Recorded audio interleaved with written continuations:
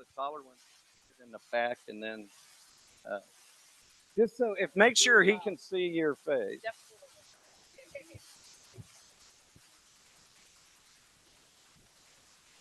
Yeah, he's the one that's got a whole row of trying to stick his foot.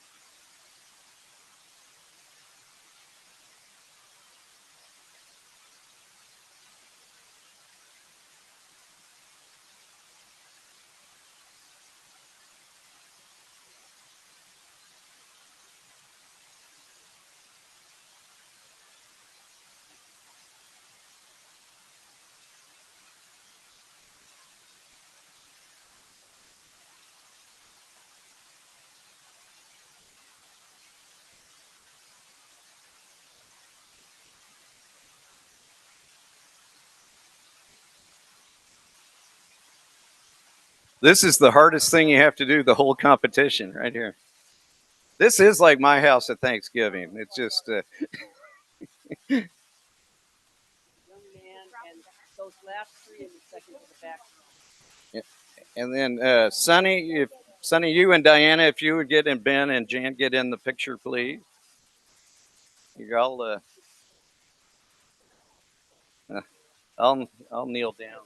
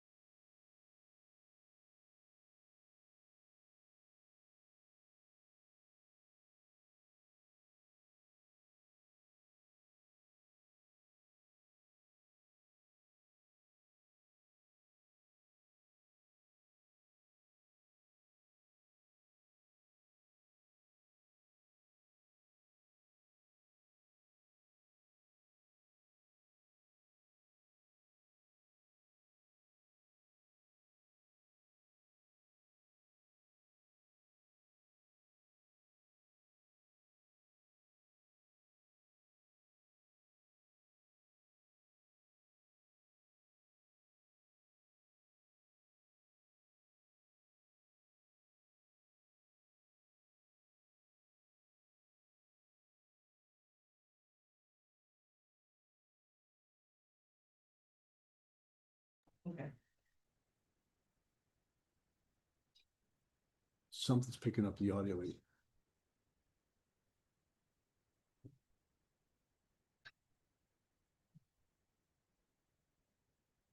Okay, they have announced the winners of the regions. They're drawing their speaker positions and there'll be a few more minutes, probably about 5 to 10 minutes before we actually get started. We were having some technical issues, so we got a little bit behind. Given we're doing this from multiple countries right now. We have a contestant in South Korea, we have Canada. So it's, we had a challenging morning. And I'll be back a few minutes before we're ready to start. See, I'm hearing you. I'm hearing me talk. They probably. Something. But I'm only talking to. I'm hearing you talk. I hear you out there.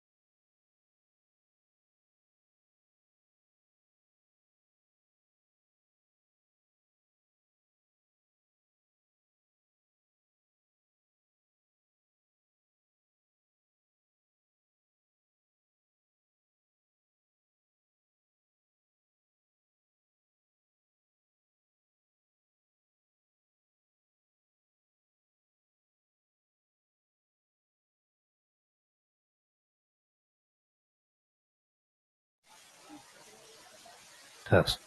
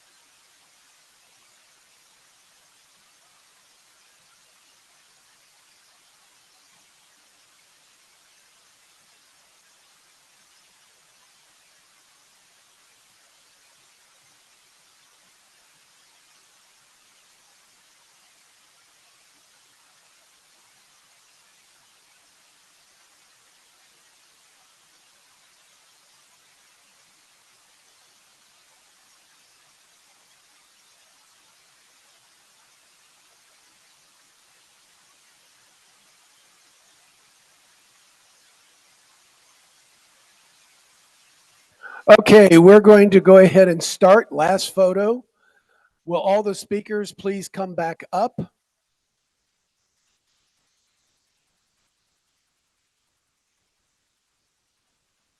All speakers.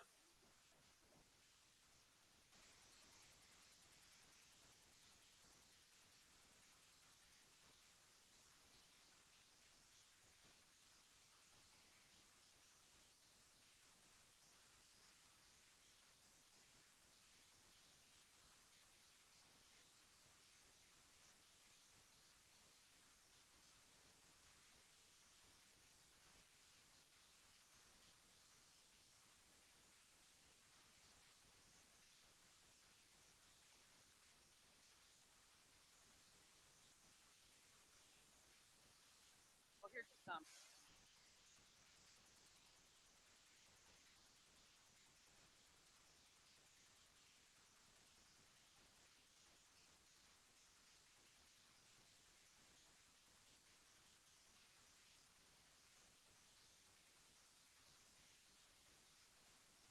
Okay, now give me a Good Morning Optimist International. Good morning, Optimist International. That sounds fantastic. You're ready to button up and go. Okay.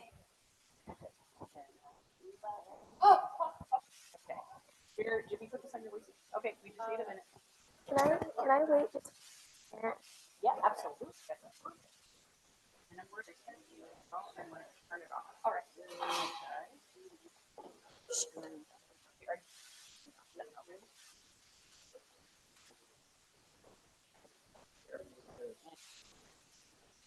morning. Good morning, Optimist International. Turn away from it a little bit. Okay.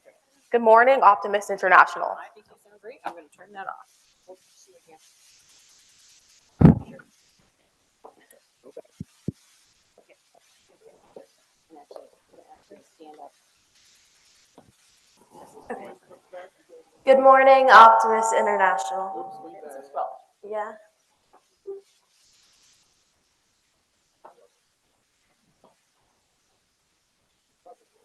Good morning, Optimist International.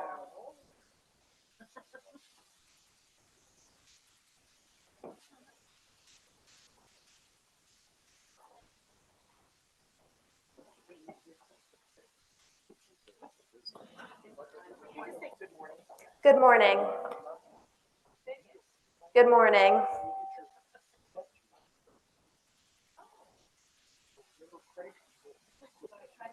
Good morning. Back here. Good morning. Is that better? Oh. A little bit of feedback. One more time. Good morning.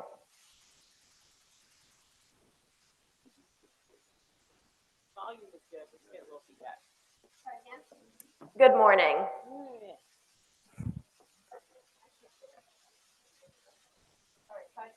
Good morning.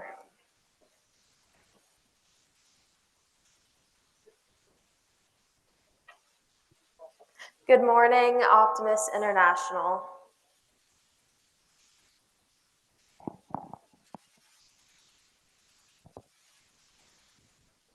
Right now. Good morning.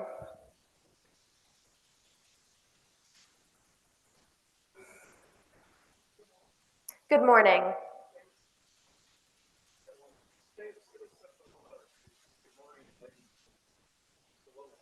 Okay. Good morning, ladies and gentlemen. Yeah.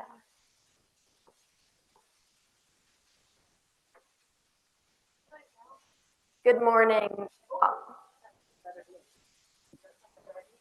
Good morning, Optimist International. Good morning, Optimist International. Okay.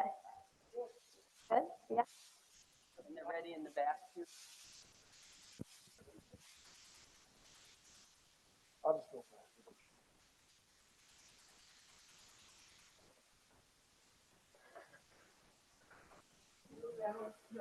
Can you ask the judges?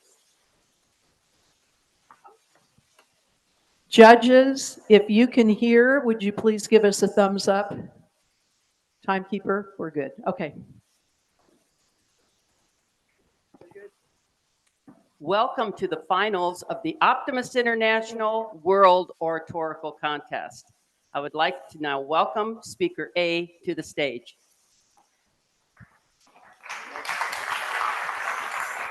Let me remind you before she begins that we will hold all applause until all of the contestants have finished their speeches. Thank you. How optimism has guided me through trying times. My middle school basketball career will not go down in the record books. Although I played some mean defense and snagged a lot of rebounds, I scored a total of 6 points in 2 years. All in one game and probably by accident. So when I started high school, I knew I wanted to be in extracurriculars, but one thing was for sure. I was not going to be the next Caitlin Clark. Instead, I decided to focus on music and theater. Freshman year, I auditioned for my school's show choir and made it, and encouraged by that success, I also auditioned for the fall musical. Now, as a freshman, I was terrified. The upperclassmen seemed like Broadway stars, and I was just hoping not to embarrass myself. But I just reminded myself of one thing. All I can do is try my best. And to my surprise, I made it in the show. I was a dancing fork in Beauty and the Beast, and it was one of the most fun experiences I've ever had.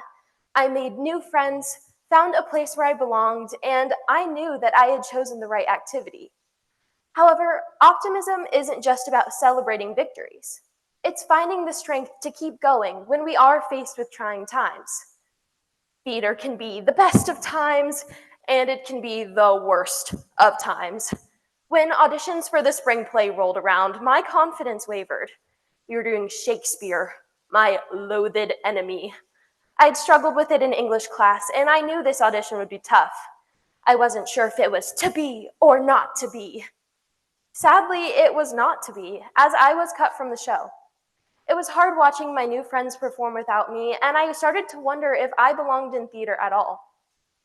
However, optimism isn't about pretending that setbacks don't hurt. It's knowing that they aren't the end of the story. Instead of quitting, I decided to focus on my skills. I took voice lessons over the summer, hoping to improve my singing, and in the fall of my sophomore year, I auditioned for Mamma Mia and made it into the ensemble. And the spring play, yep, ensemble. A part of me wanted to feel discouraged. What was I doing wrong? Was I meant to be in the background forever? However, optimism reminded me that improvement takes time, and setbacks are not stop signs. The summer before my junior year, I pushed myself harder than ever. I took more voice lessons, attended acting camps, and researched the show as much as possible. So when Grease auditions rolled around, I felt more prepared than ever before. And for the first time, I truly believed I had a chance at a lead role. Then the cast list came out. And again, I was a background dancer. This time hurt more than ever, and just like a beauty school dropout, I considered walking away from the show entirely. But then I asked myself, why did I join theater in the first place? Was it just for a named role, or was it because I loved performing? So I chose optimism. I chose to stay, to embrace my role, and to make the most out of the opportunity. And Grease became one of my favorite shows. I bonded more with my castmates than ever before, and I realized that theater isn't just about who has the biggest part. It's about the friendships, the joy of storytelling, and the love of the stage. Still, I wasn't ready to give up on my dream of getting a lead role. So when they announced the spring play a few months ago, another Shakespeare production, I could have given in to my past fears. But this time, I decided that I wasn't going to let Shakespeare intimidate me. And finally, I got a lead role, and a good one too. The evil, conniving Sister Antonia in The Tempest. It's kind of fun to be the bad guy. Looking back, my journey in theater has been a lesson in resilience. I could have let my failures define me, but instead, optimism pushed me forward. It reminded me that every setback was a step toward improvement, every disappointment an opportunity to grow, and every experience, whether in the spotlight or in the background, was worth having. I have no idea what my future holds for me, but I know I will face tougher challenges than an audition for a play. And optimism will be there to remind me that even when the road seems long and uncertain, hard work, determination, and hope can lead me to exactly where I'm meant to be. Optimism really has guided me through trying times in the past, and it will again in the future. And who knows, maybe it's not too late for my basketball career after all. I can still play some tenacious D, or at least act like I can. Thank you.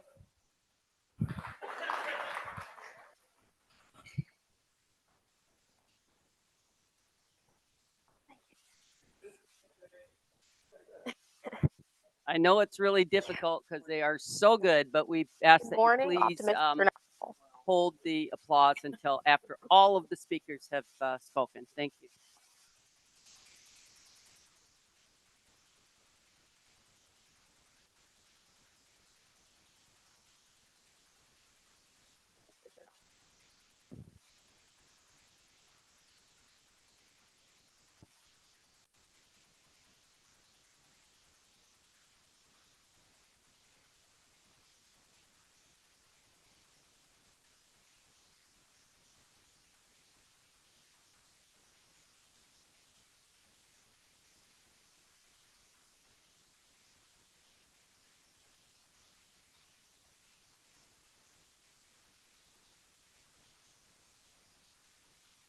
It's not working.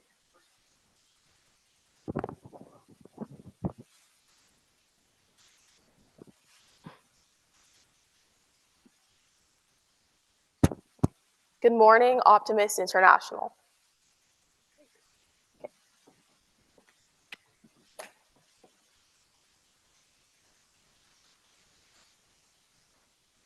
Okay.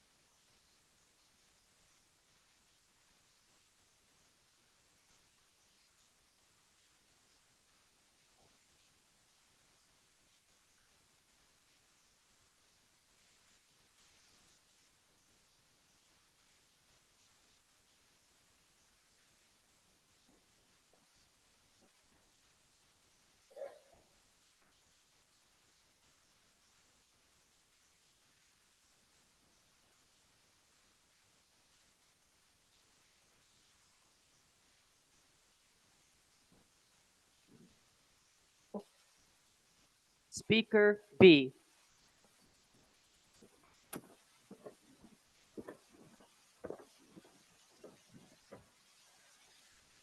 How optimism has guided me through trying times. Imagine a small first grader named Arya, yay tall, standing at the base of a daunting ramp, her heart pounding with determination. Just as she approaches it, with a deep breath, she launches herself forward, feet thudding against the incline, as she fearlessly runs toward the top of the ramp. Time slows as she approaches the summit, her eyes sparkling.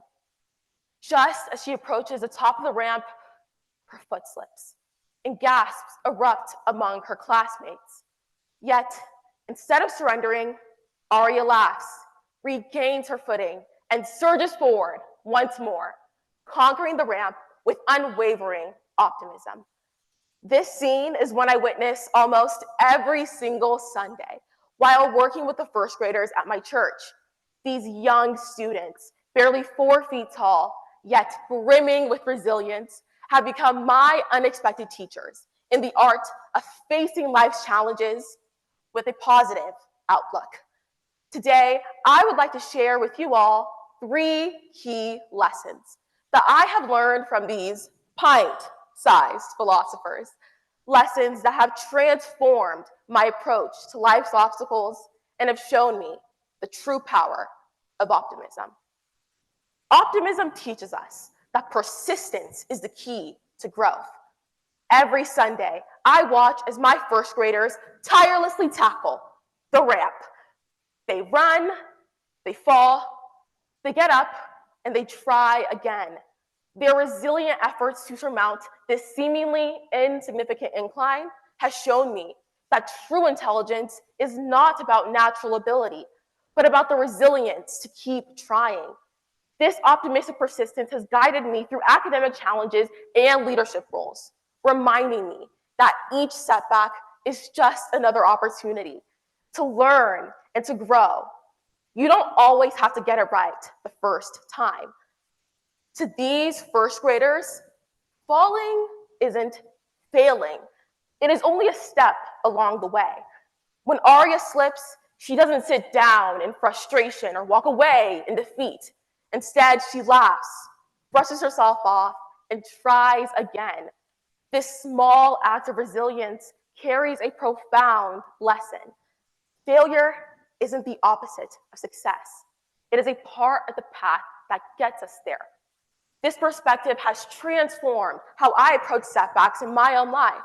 For example, when I would encounter a particularly challenging calculus problem, I would often find myself in a cycle of frustration and doubt. But remembering Arya's unshakable optimism has encouraged me to take a step back, view the problem differently, and embrace the challenge rather than fear it. I began to see my mistakes as stepping stones, proof that I was learning and improving with each attempt.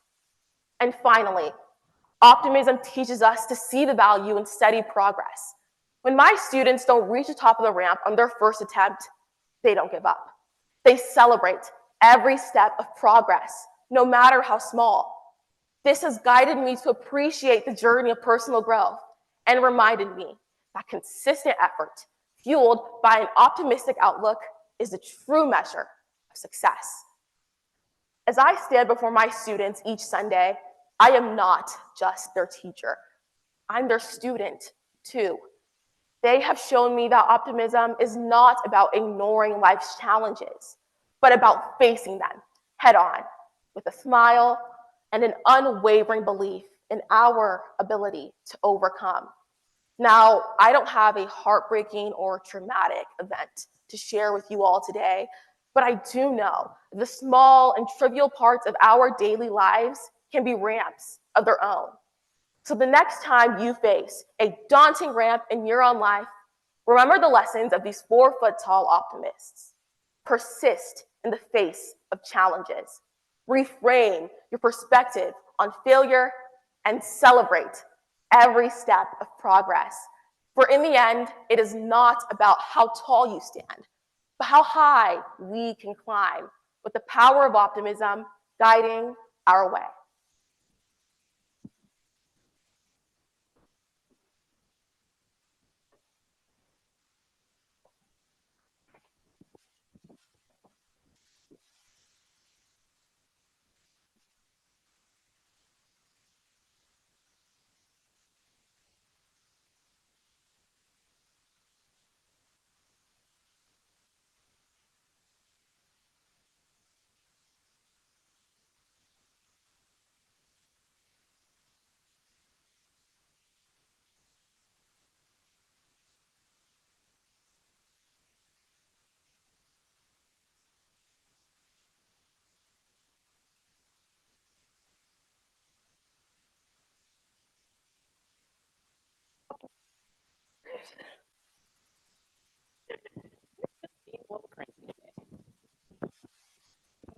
Down now.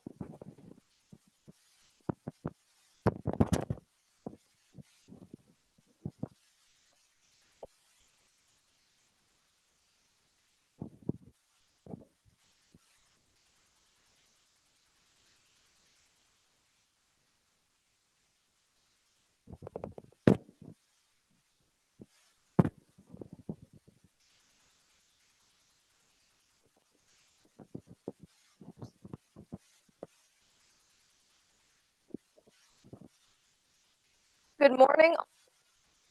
Cut out, cut out. Sorry.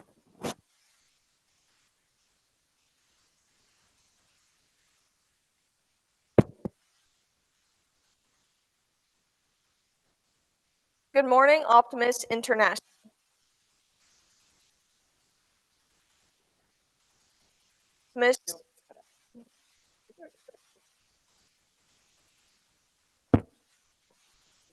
Good morning, International.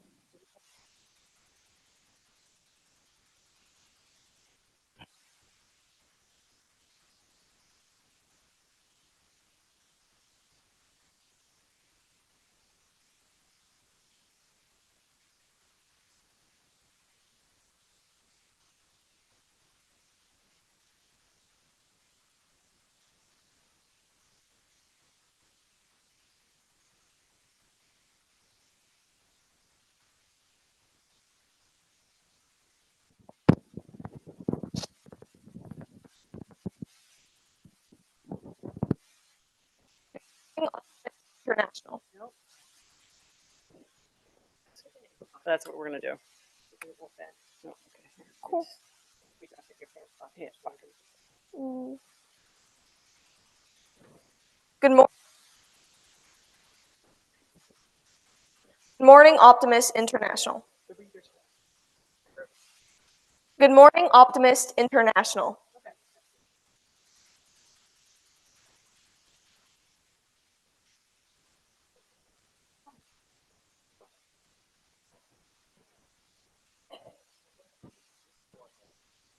Good morning, Optimist International. Speaker C.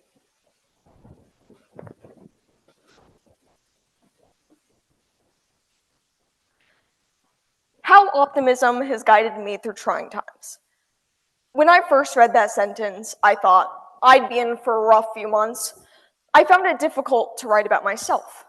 Why would people want to sit around and listen to me talk about myself for 4 minutes straight? I wondered, but then I had to stop and redirect my thinking. I am blessed to talk about something I'm passionate about. And that, my friends, was my optimistic mindset shifting into gear after a lot of practice. While getting to write a speech about myself was not a trying time in my life, there have been some trials and tribulations I've had to use optimism to get through. For example, going through my parents' divorce really put my optimism to the test. I was at this stage in my life where everything I knew was already changing. Everything that I learned throughout my short life was about to be tested, as I was trying to navigate through breaking away from childhood and diving into my teenage years, blindfolded and unaware of the self-doubt and isolation I was about to face. And when I heard the news, it broke me. It felt like this thin string of certainty and comfort I had left had been cut. And I was now descending even further into my dreaded fate. I remember the feeling so vividly in my mind. It felt like I had no control over the things happening to me in my own life. Like there was nothing I could do to escape the never-ending impending doom I was falling into. But as I opened my eyes, I saw this beam of hope, this way out. While I couldn't change the facts or make my parents stay together, I could adjust the way I saw it. This well of negativity and despair I thought I would never climb out of was made up by me. My thoughts, my feelings, and my decision to react that way. So I was searching for a cheat code, get out of jail free card, if you will. And then I found optimism. And optimism didn't exactly come with a label and a set of directions, don't get me wrong. But through staying positive, I had this voice in my head that reassured me everything would be okay. And now that I was aware of this chip on my shoulder, every negative thing that happened to me only made me want to work harder. I learned to love my challenges, embrace them with open arms even, because I thought of each hurdle as a propellant further into success, because as an optimist, they only made me stronger. Due to this, I can say that my parents' divorce was one of the most momentous things I've ever overcame. It created opportunities within myself to learn and grow that I otherwise wouldn't have had. Letting go of that negativity in my mind created this space where I could be the best version of myself. So, this life that we are currently living is what you make of it. Optimism helped me get out of this cage where I felt so alone, like everything I wanted and needed was so far out of reach. Now, I wake up every day and try to make it better than the previous, so I can dedicate this undying joy and contentment to that younger version of myself who felt hopeless. I try to reserve judgment within myself, love all my mistakes without exception, and as Karen Faith said in a TED Talk about optimism, think of my fragmented self less like a broken mirror and more like a prism. Because at the end of the day, it is not the trying times that are hard and heavy, it's the way you choose to react to them. Optimism saved me, and it will save you too if you let it. Thank you so much.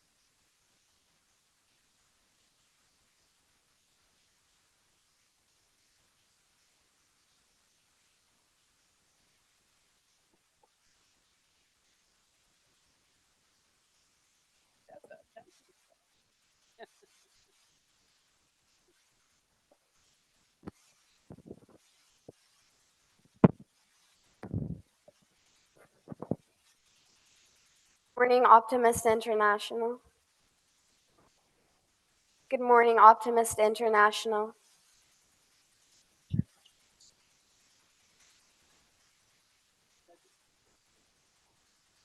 Speaker D.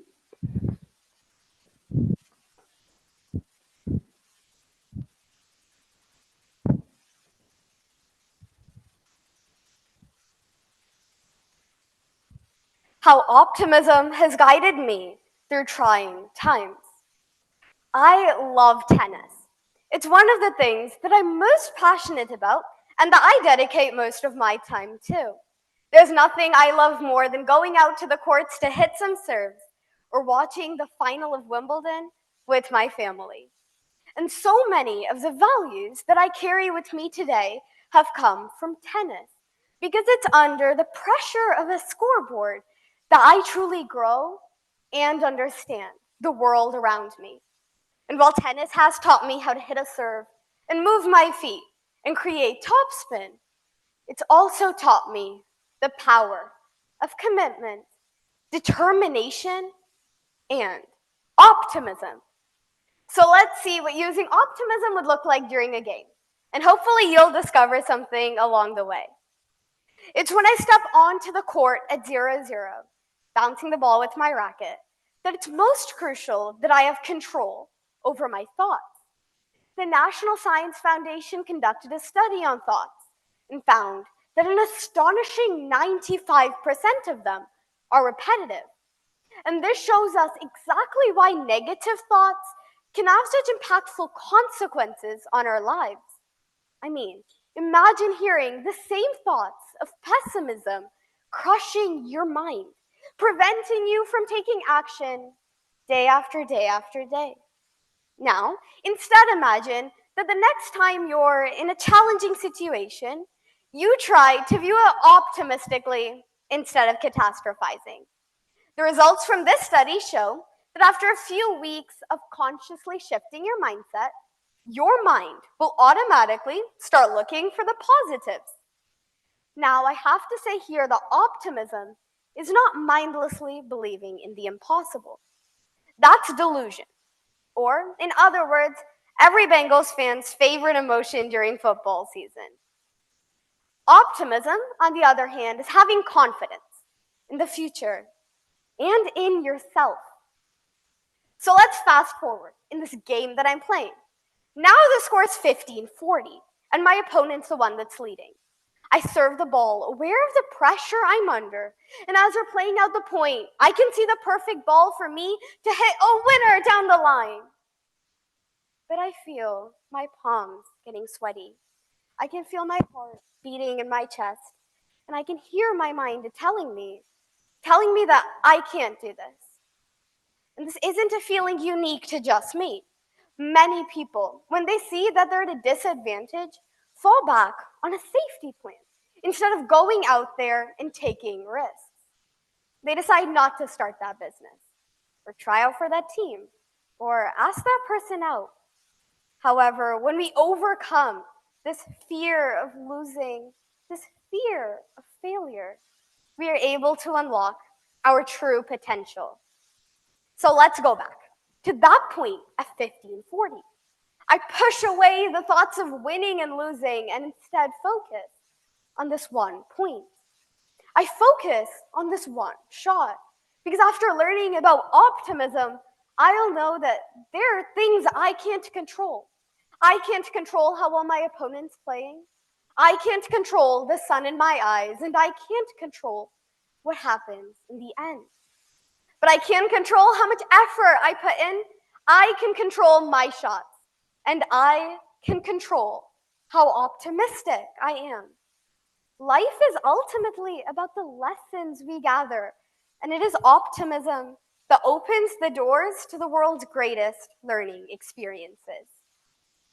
Throughout my tennis journey, I've learned that if I remind myself to be optimistic, take risks, no matter how much they scare me, and focus on what I can control, I can overcome anything.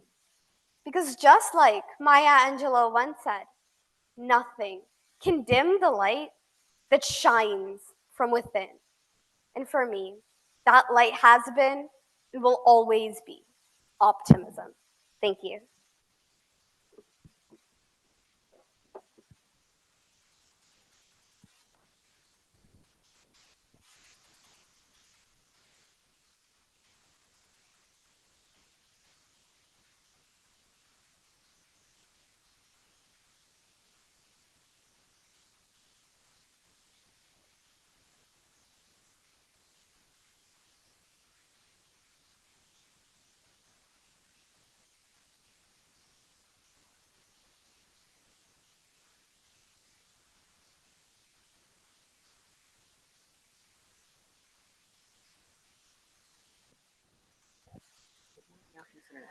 Morning, Contestant International.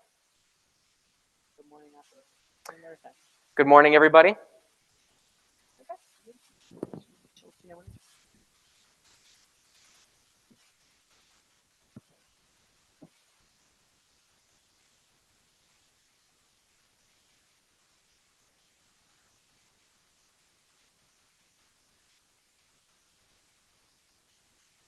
Speaker E.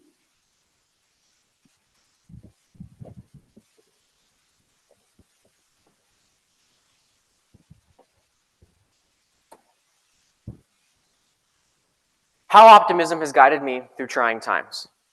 Optimism in itself is more than just a feeling or an emotion. It's a mindset. It's an attraction of good things coming your way and an invitation of positivity into your day-to-day lives. Sometimes people lose that mindset, and it instead invites bad things or events into your lives. That's the same for me, for every kid, for every adult, and for every human out there. Yet, having this mindset is not enough to stop those bad things from happening. But the best tool in your arsenal for getting yourself back up on your feet every single time is keeping that mindset through thick and through thin. I've suffered what I feel like is a multitude of trying times, and I have never been the greatest at keeping that mindset through all of my struggles, but I recognize its significance because I've seen time after time firsthand in my own life what it can do.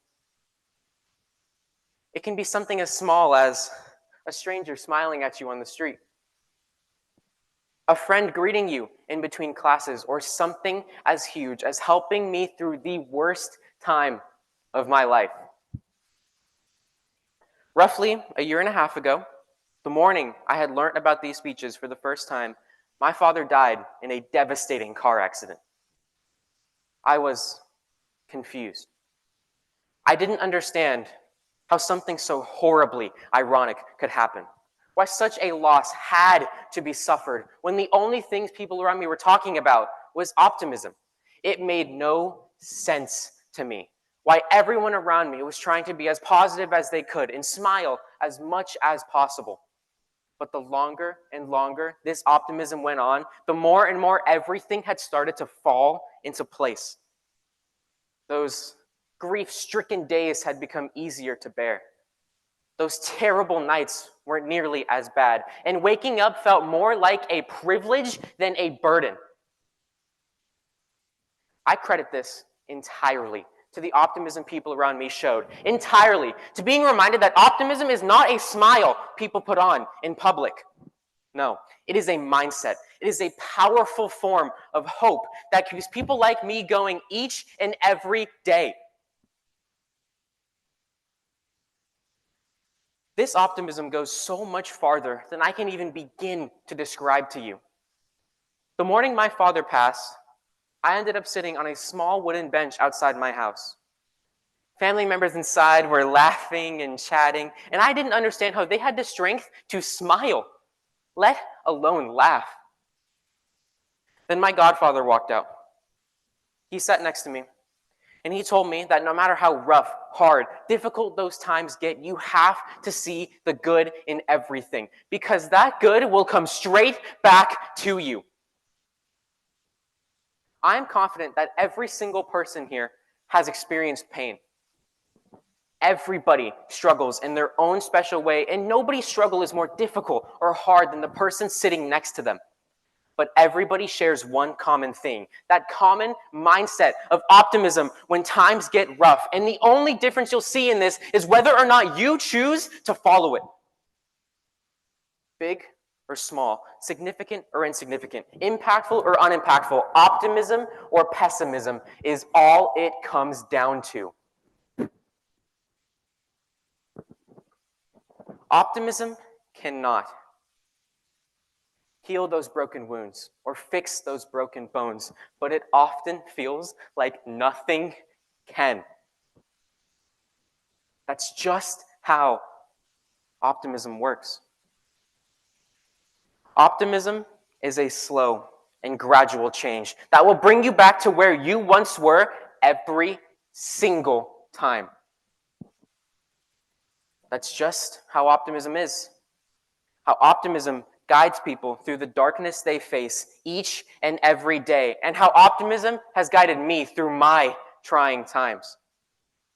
Thank you.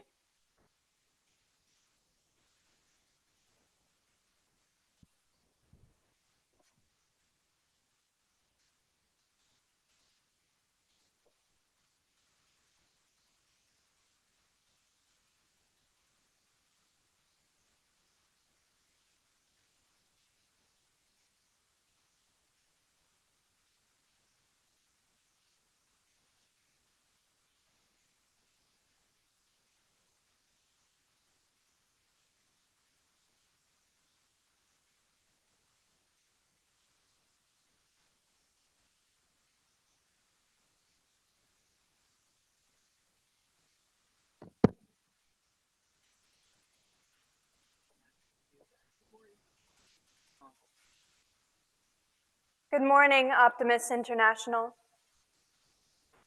Good morning, Optimist International.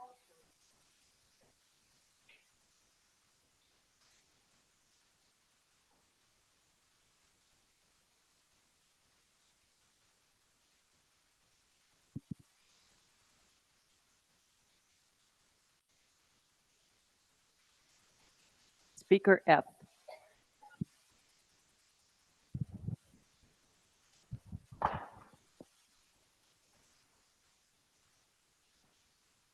How optimism has guided me through trying times. To know the strength of my optimism, all you need to do is take a deep breath, in through the nose and out through the mouth. Take a breath deep enough, that is, to smell me.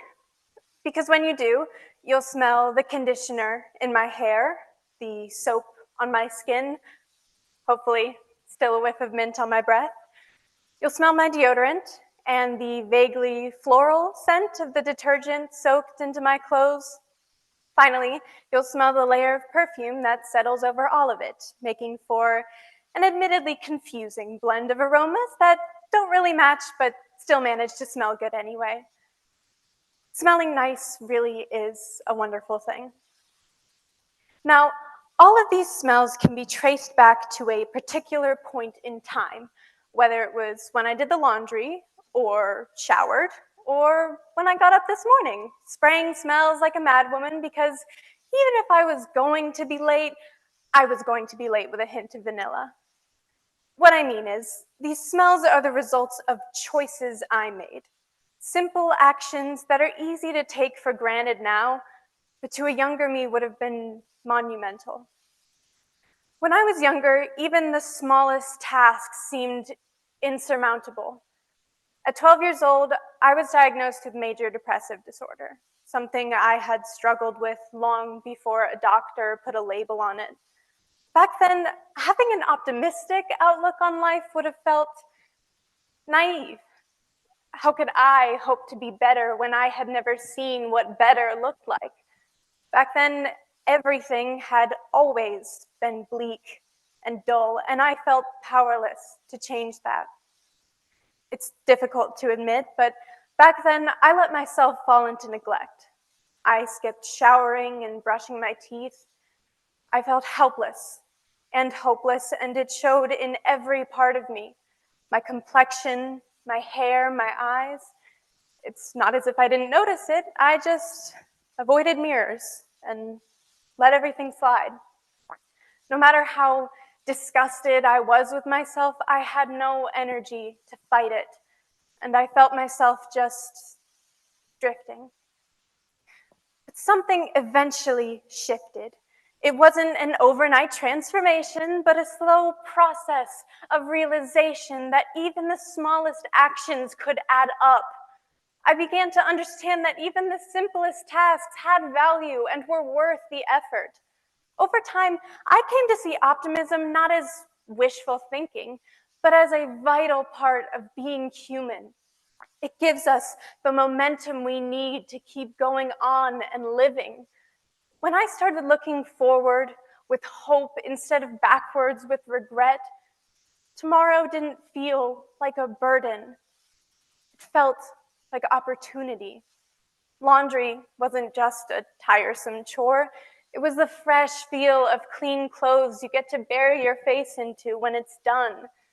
Brushing my teeth isn't an unbearable journey from my comfortable bed to the bathroom. It's more confident, toothy grins, and fewer dentist visits. You know what? Forget smelling me. That's weird anyway. Please don't do that.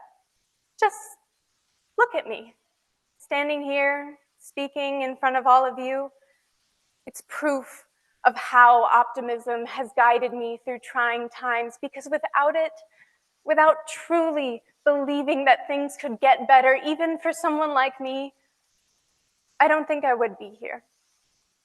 Optimism reminds me that positive change is always possible.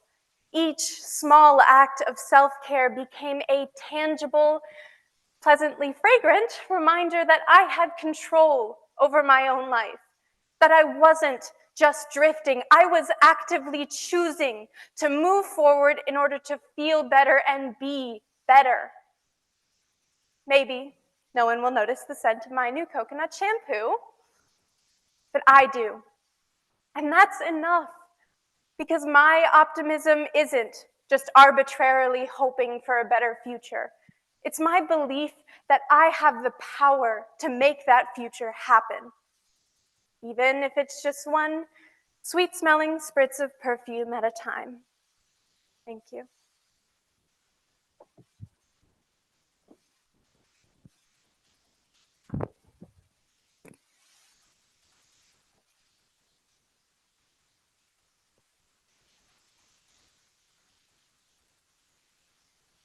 Just to let you know, following the in-person speakers here, we will have 2 virtual speakers, speakers H and I. So just so you're aware.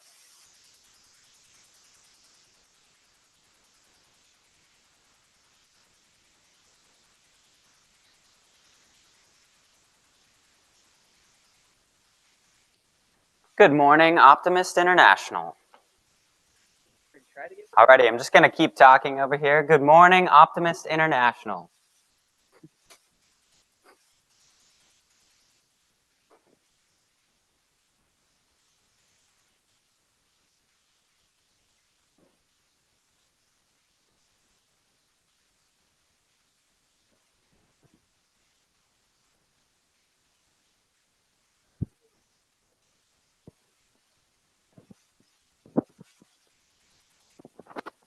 Speaker G.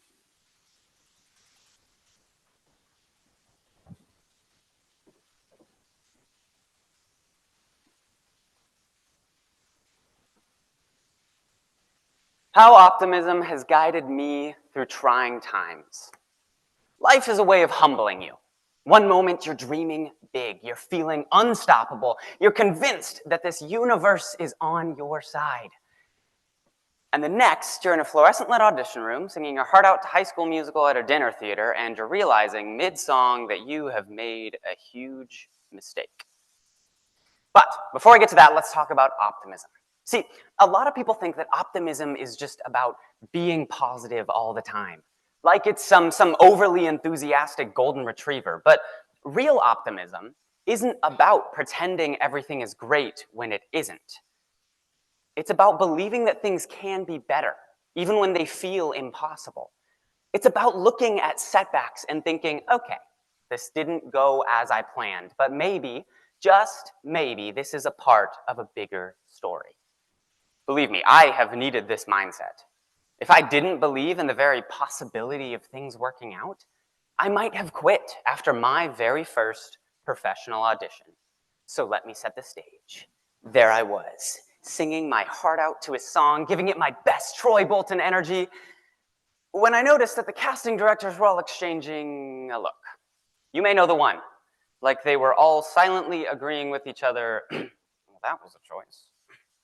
Somehow, despite this, despite my nerves, despite my voice crack, yes, that actually happened, and despite the fact that I may or may not have forgotten a line of choreography, I got a callback. A callback. For this brief, shining moment, I thought, this is it, Disney Channel, here I come. And then nothing. It was silence. No offer, no second callback, no we're all in this together. It was just me. Refreshing my email like it was an Olympic sport, only to realize I wasn't making the final cut. And this is the point where a lot of people begin to doubt themselves. And I'm no exception. I could have sworn I heard the universe whispering in my ear, hey, maybe this acting thing isn't for you. But instead of giving up, I told myself, hey, at least I got a callback. That counts for something, right? That's where the optimism came in. See, I chose to believe that this wasn't the opportunity. It was just an opportunity. So I kept going. I kept improving and I kept auditioning. And a few months later, something crazy happened. I booked one of the leads in the pilot episode of a TV show. A real TV show, like actual cameras, on location filming in New York City, free food, the dream. But looking back, I realized that the failure I found at that first audition wasn't the end of the story. It was just a detour. And if I had let that flop define me, I might have walked away from something I love. But optimism kept me in the game. It reminded me that setbacks aren't stop signs. They're just plot twists. Now, I'm not going to stand here and tell you that optimism magically fixes everything, because guess what? It doesn't. Sometimes things go wrong. Sometimes you give it everything you've got and it just doesn't work out. But optimism isn't about guaranteeing success. It's about making sure you fail and try again. You know, Margaret Thatcher once said, and I quote, "You may have to fight a battle more than once to win it." That's what optimism really is. It's not some perfect, happy-go-lucky outlook on life. It's just the courage to keep going, to fight a battle again and again, even when things don't go your way. It's the willingness to bet on yourself, to try again, to believe that just because today wasn't the day doesn't mean tomorrow won't be. So whatever it is that you all are chasing, whatever challenges you may be facing, don't let them be the end of the story. Take the loss. Laugh at it if you can, and keep moving forward. Because the best things, the things that are really worth fighting for, they usually take a few wrong turns, or in my case, a few voice cracks, before you actually end up finding them. Thank you.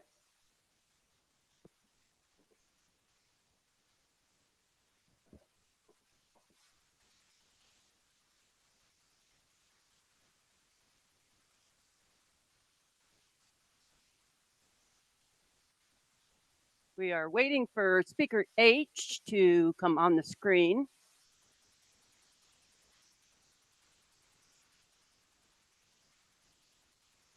I see speaker H. We're waiting for that person. Hello.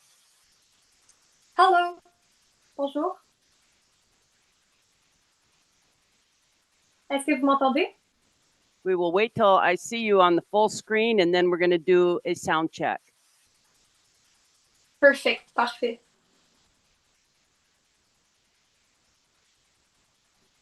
There you are. Speaker H, would you please do a sound check? 1, 2, 3, ABC. Bonjour. 1, 2, 3, ABC. Is that where you're going to be speaking from? Oui. Yes. Yes. Could you speak up a little bit louder, please? Bonjour, m'entendez-vous? Can you, yeah. Can we turn the volume up backstage or? Judges, can you hear speaker H? Yes, okay. Okay, speaker H, would you do one more sound check for us? Bonjour, A, B, C, 1, 2, 3. Okay, speaker H, whenever you're ready.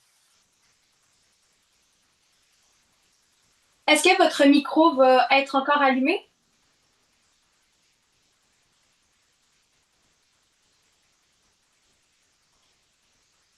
Excusez-moi. I hear the sound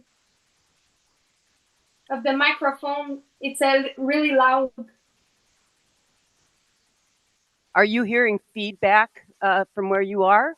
Yes, a lot. I Okay, think it's hold on a your mic- second. We'll try to correct that. Perfect, thank you. Hold on one moment.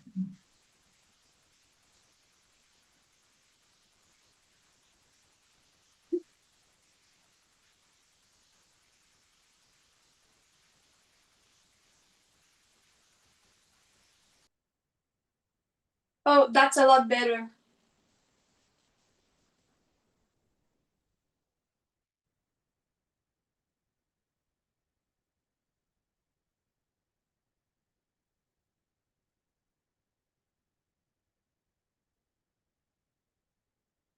Can I start?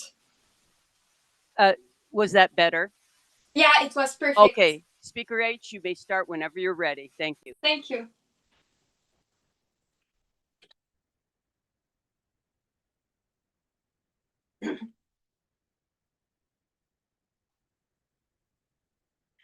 Comment l'optimisme m'a-t-il guidée dans les moments difficiles? Eh bien, honnêtement, j'ai toujours été une fille positive, convaincue qu'il y a une solution à tout problème, même dans les moments les plus sombres. Cette force m'a non seulement aidée au quotidien, mais aussi dans mon combat contre le cancer. Et si je suis ici devant vous, c'est que l'histoire se termine bien. Aujourd'hui, je vais vous raconter comment l'optimisme m'a aidé à surmonter 5 épreuves rencontrées au cours de la dernière année dans mon parcours contre la maladie. Mon premier moment difficile a été l'annonce de mon diagnostic. Le 14 février 2024, soit le jour de la Saint-Valentin, on m'a appris que j'avais le lymphome d'Hodgkin, un cancer de stade 2 au niveau des ganglions. Très ironique, je vous dirais, pour une journée qui est censée célébrer l'amour. Bref, cette journée-là, je l'ai assez mal vécue. Comme toute adolescente qui n'avait pas encore eu le temps d'explorer la vie et qui avait peur de la mort. Pourtant, je ne me suis pas effondrée à l'annonce de cette nouvelle. L'optimisme m'a guidée, car avec un bon pronostic, soit de 85%, j'ai cru en ma guérison et je suis restée forte. Ma deuxième épreuve a été une complication extrêmement rare suite à la biopsie. Une fuite de l'encre. Et oui, en plus du cancer, du liquide coulait de mon cou. Les médecins ont alors tenté de stopper la fuite à l'aide de plusieurs traitements expérimentaux. Ponction, échec. Drain, échec. Diète, échec. Même après plusieurs jours sans manger, rien ne fonctionnait. Il ne restait alors qu'une alternative, une sclérothérapie qui était une opération assez risquée. Mais au lieu de paniquer sur la table d'opération, vous savez ce que j'ai dit au chirurgien? Vous êtes capable, je crois en vous. Je me suis alors paisiblement endormie et à mon réveil, on m'a annoncé que l'intervention avait réussi. L'optimisme m'a guidée car j'ai cru en l'espoir plutôt que la peur. Mon troisième défi a été l'école. Après un long séjour à l'hôpital, j'avais pris un certain retard sur mes études et les examens du ministère approchaient à grands pas. Il aurait été facile de me trouver des excuses pour ne pas travailler compte tenu de ma situation. Mais au lieu de cela, j'ai décidé de travailler entre les traitements, me donnant ainsi une raison de me lever chaque matin. Finalement, j'ai eu d'excellents résultats, soit 98 en maths et 87 en sciences et en histoire. L'optimisme m'a guidée car j'ai transformé un défi en motivation, me prouvant que le cancer ne dictait pas la fin de mon histoire et que mon avenir restait encore à être écrit. Ma quatrième difficulté a été ma santé. Après les traitements, J'avais perdu ma forme physique. Cela atteint mon estime de soi, mais je n'ai pas abandonné pour autant. Peu à peu, un squat est devenu un push-up, puis une marche, et est finalement devenu une course. Bien que reparti de zéro, l'optimisme m'a guidée, car en gardant en tête mes objectifs, je suis devenue plus persévérante que jamais. Ma cinquième difficulté a été lorsque j'ai dû confronter la dure réalité de la perte de cheveux. Je ne vais pas vous mentir, j'ai beaucoup pleuré car pour une fille de mon âge, les cheveux font partie de mon identité. Et vous savez quoi?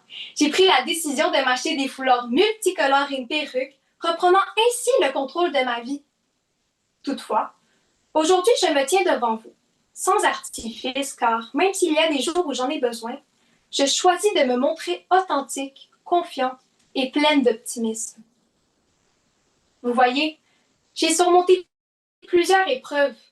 Le cancer, une complication extrêmement rare, le retard scolaire, la reconquête de ma forme physique et la perte de cheveux. Peu de temps après l'annonce de ma rémission, j'ai eu la chance de participer à une expédition pour adolescents qui ont eu le cancer.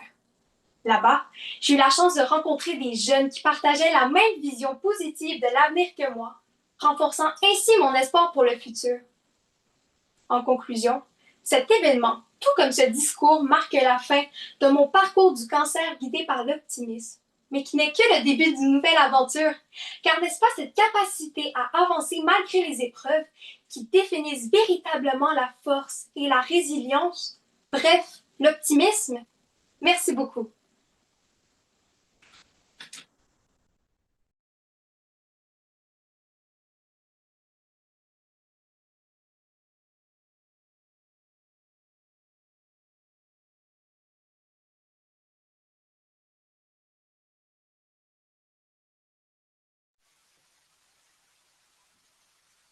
We will next hear from speaker I.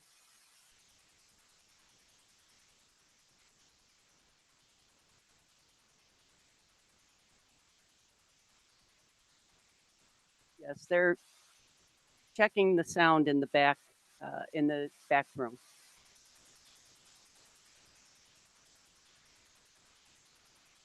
As soon as you're ready, we can begin with speaker I.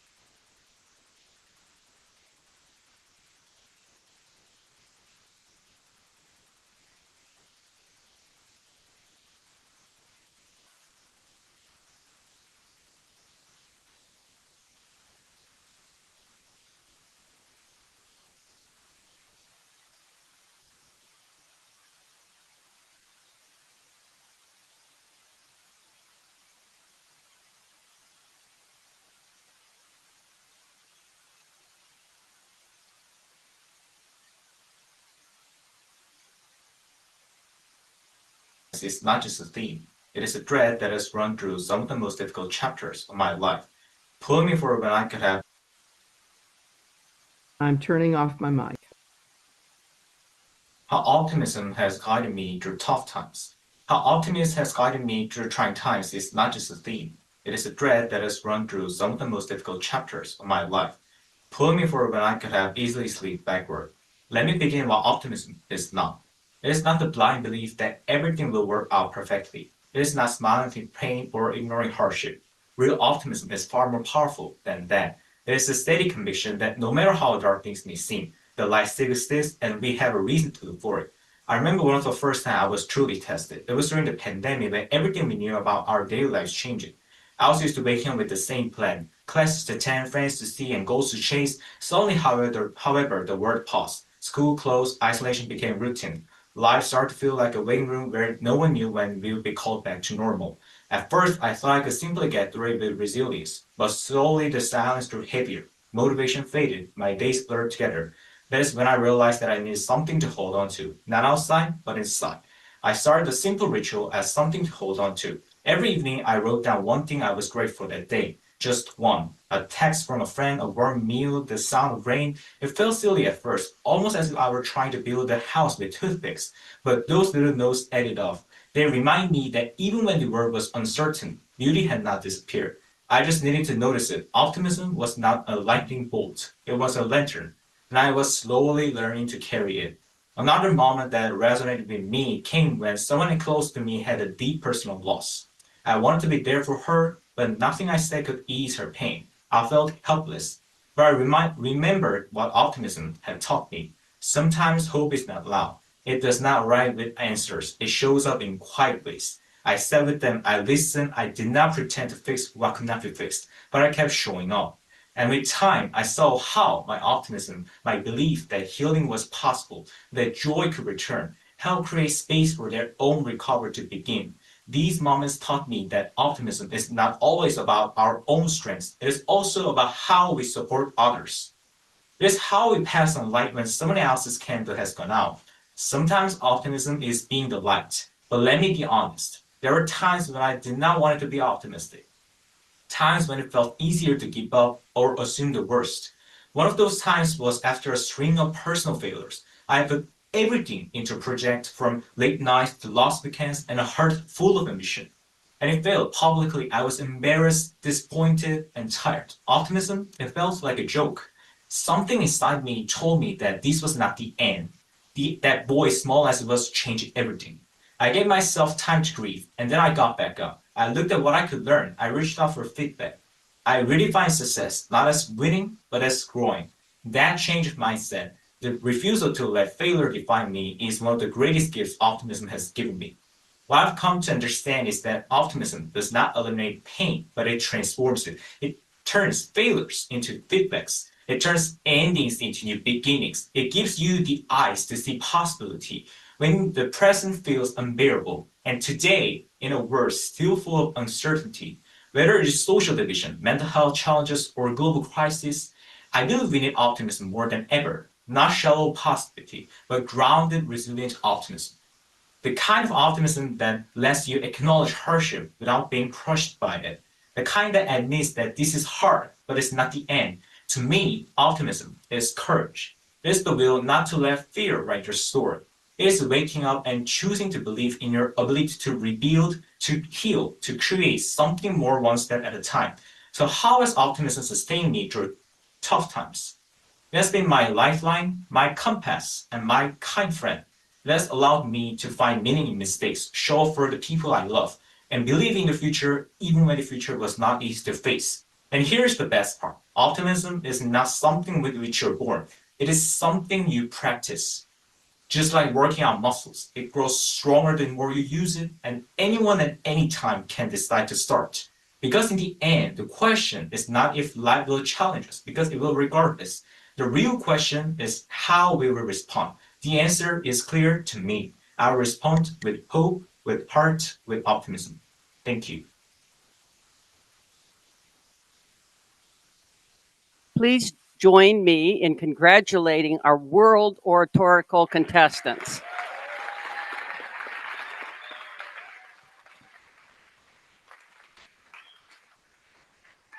Wow. What a great contest. I see many contestants out here in the audience too. Thanks for staying here. And I have to say, all the way to the end, we saw yesterday the wonderful camaraderie and sportsmanship that continued. And I want to thank you for that. Congratulate you for congratulating and supporting each other. So we're going to have them introduce themselves and tell a little bit about themselves, where they're from, their sponsor, and some aspirations for the future.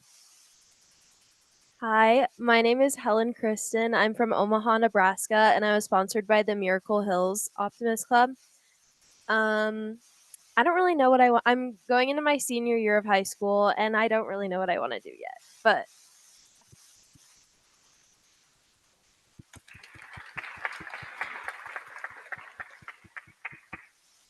All right. Good morning, everyone. My name is Mercy Alanian, and I am going to enter my freshman year at Northwestern University. I'm from Avon, Indiana, and the Avon Optimist Club is the club that sponsored me here today.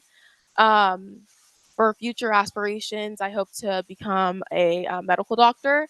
And then also, I just would like to congratulate my fellow contestants. You guys did an amazing job. So.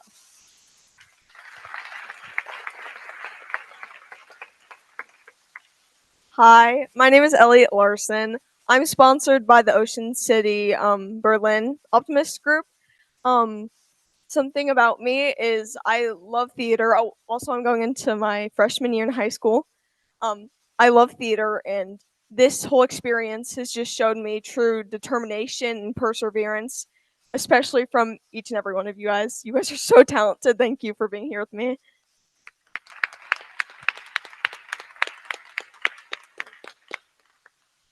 Hi, I'm Rhea Noor. I'm from Lima, Ohio.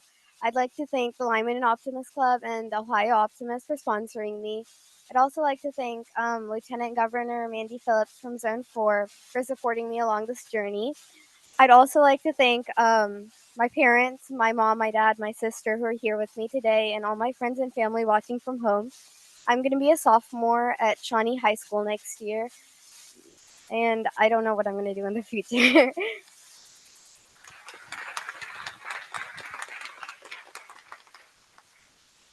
Hi, my name is Renee Cruz. I'm from Tucson, Arizona. I was brought here today by the Heat Optimist Club. I'm going into my junior year, and my biggest goal is to eventually become an attorney, preferably a prosecutor.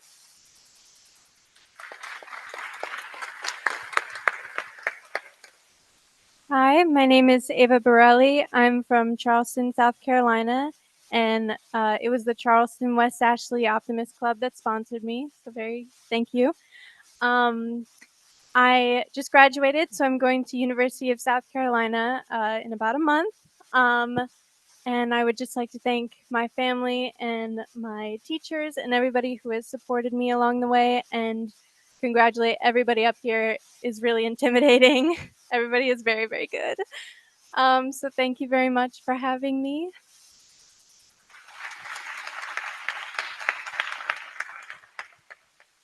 My name is Rowan Nevins. I'm from Fort Collins, Colorado. I was sponsored by the Windsor Optimist Club, so thank you to them.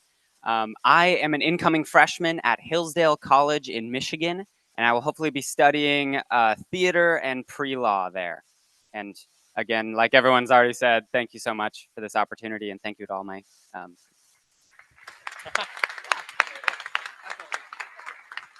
I see that we have speaker H with us still. Thank you for staying with us.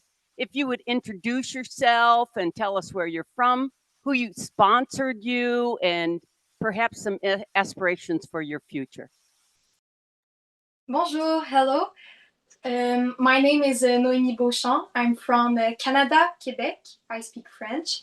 And I was sponsored by Le Club Sainte-Thérèse. So thank you so much for that. And I will be studying health next year. I'm going to CEGEP, so I think it's high level from you guys, but I don't know. I'm going to CEGEP next year. So that's it. Thank you so much for having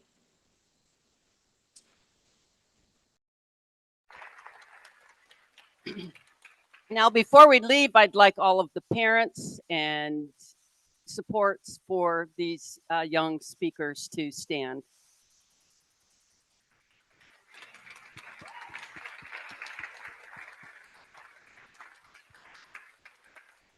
Yep.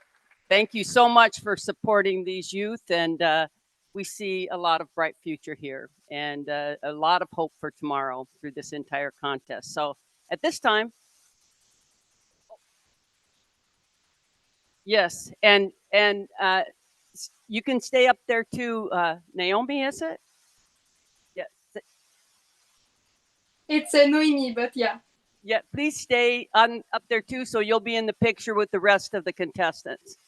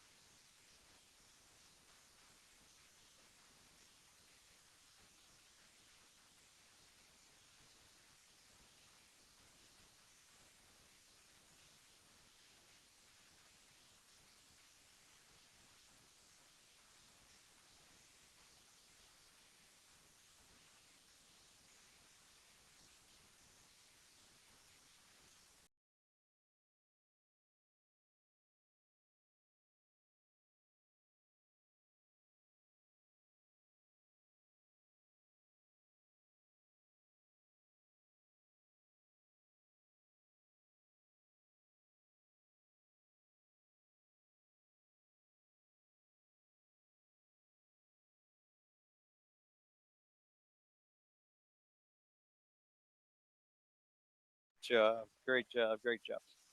Great job. If everybody could kind of stay close, maybe take 10 minutes or so to powder your noses or whatever you need to do. And then as soon as the judges are done, then we'll announce the results. But that'll probably take about 15, 20 minutes. You never know how long they'll be out. In my profession, sometimes they take days. I think in this particular case, they're probably going to take 20 minutes or so. So just take a real quick break, but stay around here, please.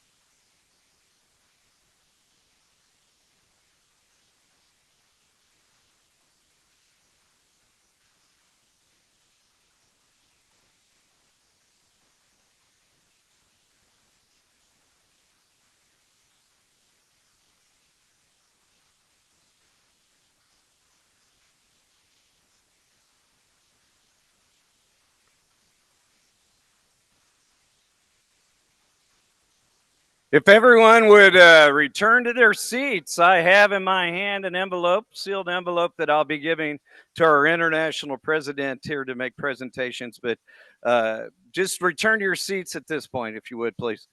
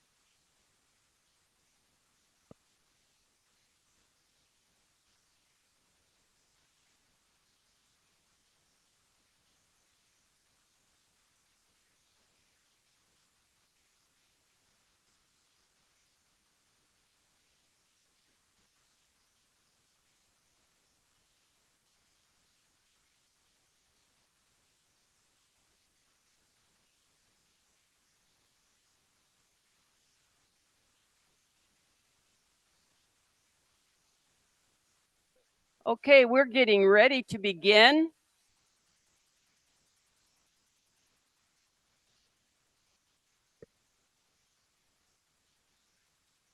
Amy, where are you going? Wanted to begin by introducing our staff here. And we have our executive director, Cheryl Bren.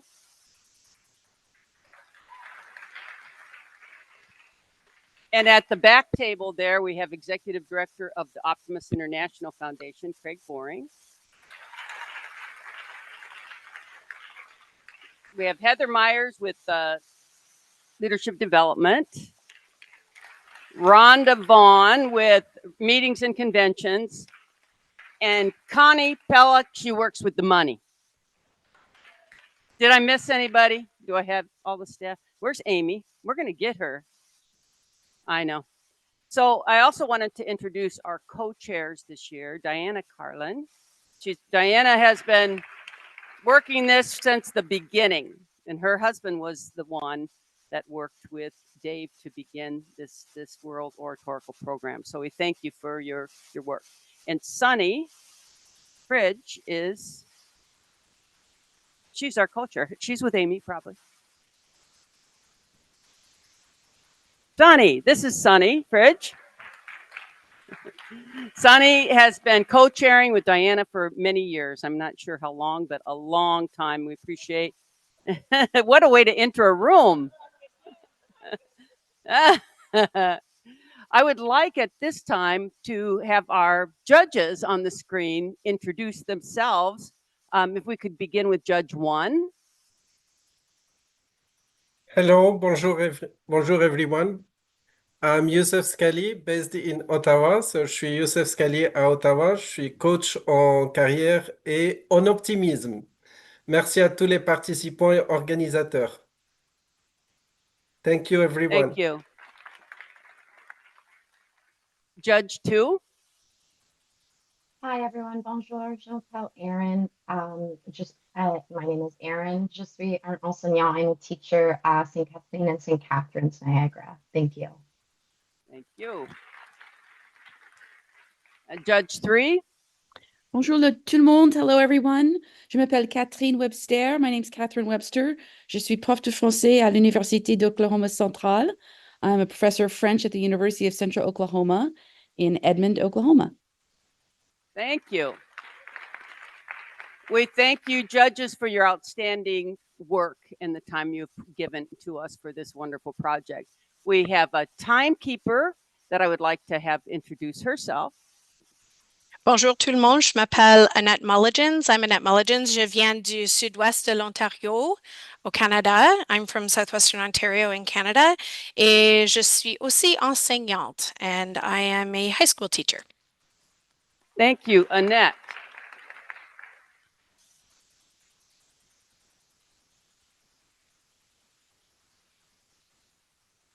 In case you were wondering, we do have our official language is English, but we also have French as a language that have many, many clubs in the French language. So our judges, part of this contest has always been that we have bilingual judges. They speak French and they speak English. So this has been part of our requirements or how we run the contest. It's always been that way because of so many French clubs. So sure. Anything else that all right.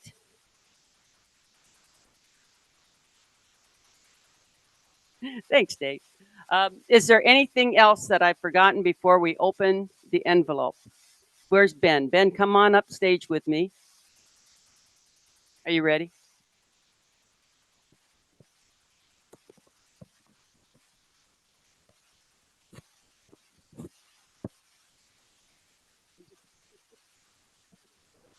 Envelope. This is top secret stuff here.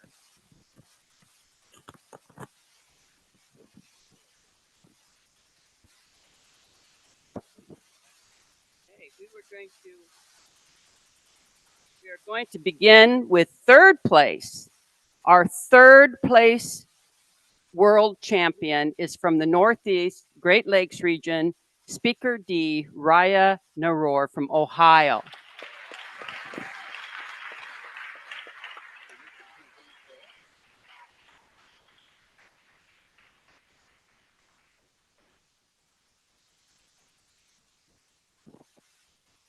Let's scooch into the middle here. As I've been told.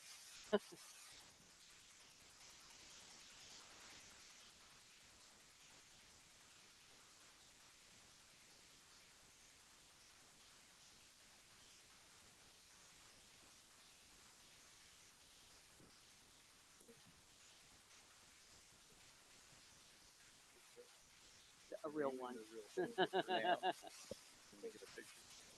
All right.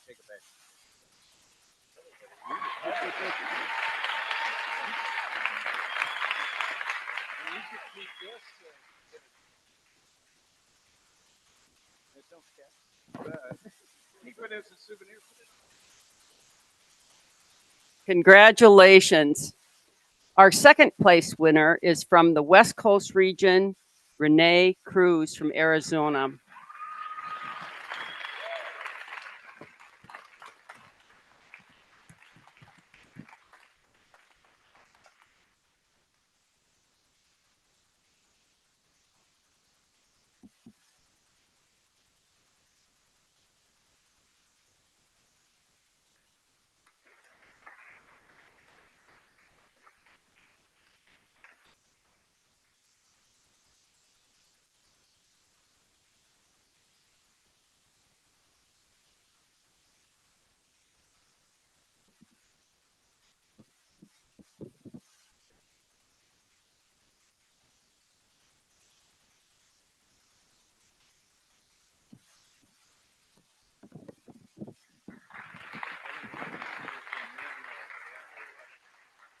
And finally, our first place world champion from the St. Lawrence region, Naomi Beauchamp.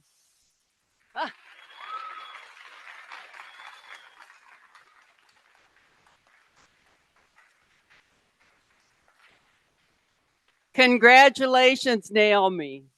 We have a virtual check here that Ben and Sandy Larrabee from Canada are holding for you. We'll get a picture of it and send it to you. Congratulations. Thank you so much. Thank you. Wait. I need to be on there. There we go.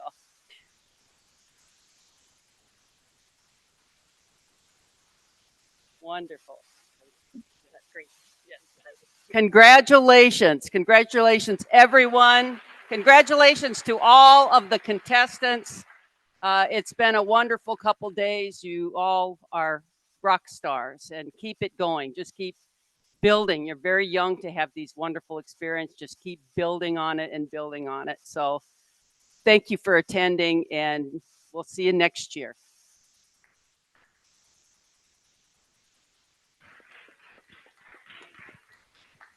And I was just told by the tournament directors that if anyone wants a translated version of the speech by our first place world champion, that will be online.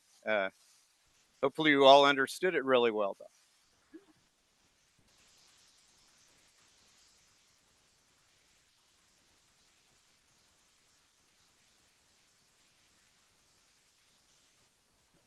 Congratulations.